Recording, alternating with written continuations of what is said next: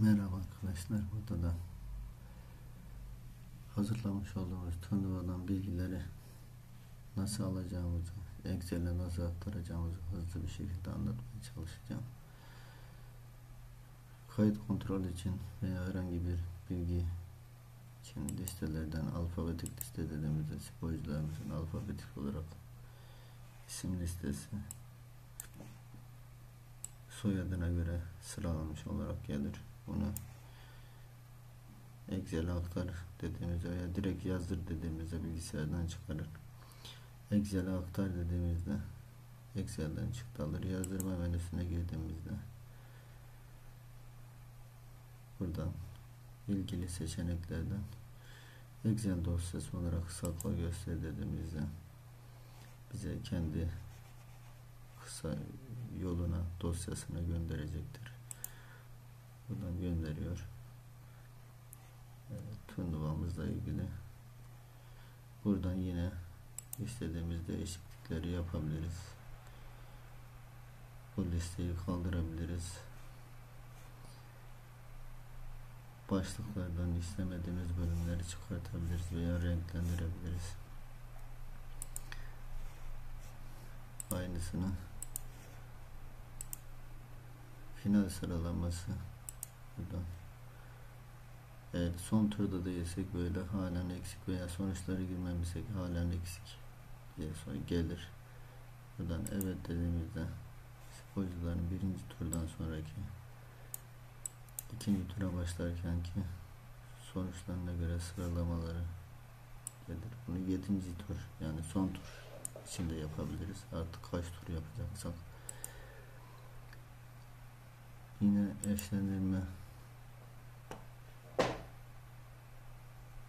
menüsünden buradan yazdırma menüsünden veya direkt de yazdırabiliriz. Buna direkt de yazdırabiliriz. Excel olarak sakla dediğimizde yine karşımıza çıkaracaktır.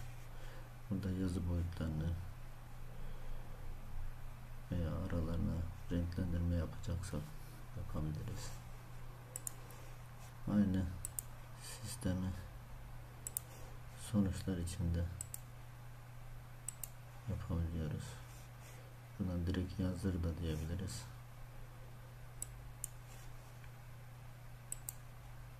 Maç kartları, masa bilgileri gibi listeleri de buradan çıkartabiliriz. Yazdırma menüsünden yani final sıralaması için özellikle son turda eşitlik bozmalarla ilgili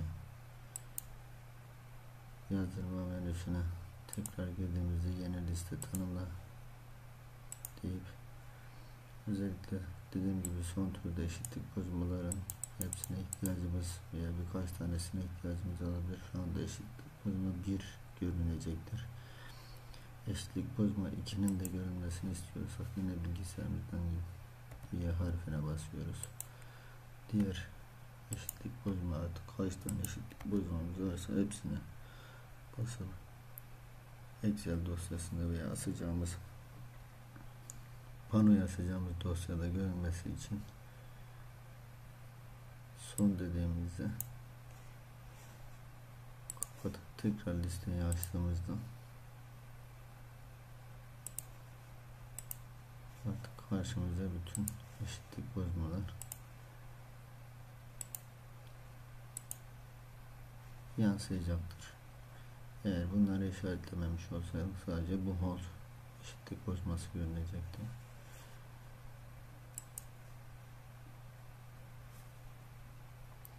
Benim anlatacaklarım şu ana kadar bunlar. Umarım işinize yarar. Hepimize kolay gelsin.